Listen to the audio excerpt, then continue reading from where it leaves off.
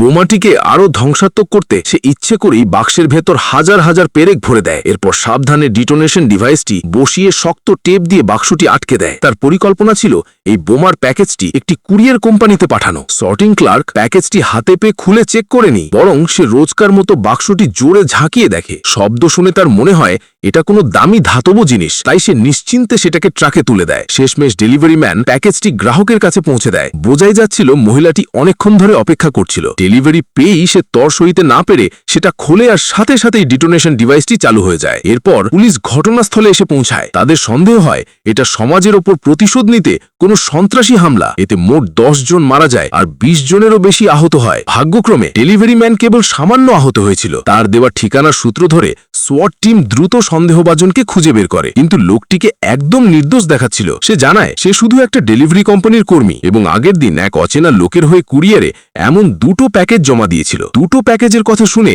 সোয়াট team আবার চিন্তায় পড়ে যায়। ঠিক একই সময় অন্য প্যাকেজটি আরেকজন গ্রাহকের কাছে পৌঁছে গিয়েছিল। মহিলার বাথরুমে যাওয়ার তাড়া থাকায় সে তার ছেলেকে প্যাকেজটি খুলতে বলে। আরেকটা দুর্ঘটনা এড়াতে সোয়াট টিম দ্রুত সেখানে রওনা দেয় আর স্টেশন থেকে মহিলাকে কল করতে বলে, কিন্তু তার ফোনটা সাইলেন্ট করা অবস্থায় টেবিলেই পড়েছিল। ঠিক সেই মুহূর্তে ছেলেটি প্যাকেজটি খুলতে যাচ্ছিল। ভাগ্যিস একদম শেষ মুহূর্তে সোয়াট টিম সেখানে এসে পড়ে। পরিস্থিতি খুব খারাপ থাকায় ক্যাপ্টেন জসিম বেশি কিছু বুঝিয়ে বলেনি। সে সরাসরি ছেলেটিকে থামতে বলে, তারপর তাকে দিয়ে প্যাকেজটি মাখিতে রাখায়। তবে এই কাজটা যথেষ্ট ধীরে করতে হতো। একটু তাড়াহুড়ো করলেই বোমাটা ফেটে যেতে পারত। এই তো হচ্ছে, চালিয়ে যাও, আস্তে, এই তো প্রায় হয়ে গেছে, সাবধানে, আস্তে আস্তে আস্তে, এই তো হলো, সাবাস। ঠিক তখনই মহিলাটিও বাথরুম থেকে বেরিয়ে আসে। জসিম তাকে দ্রুত ছেলে আর দারোয়ানকে নিয়ে পেছনের দরজা দিয়ে বেরিয়ে যেতে বলে। সে আর তার দল 100 মিটার দূরে একটা গাড়ির পেছনে লুকায়।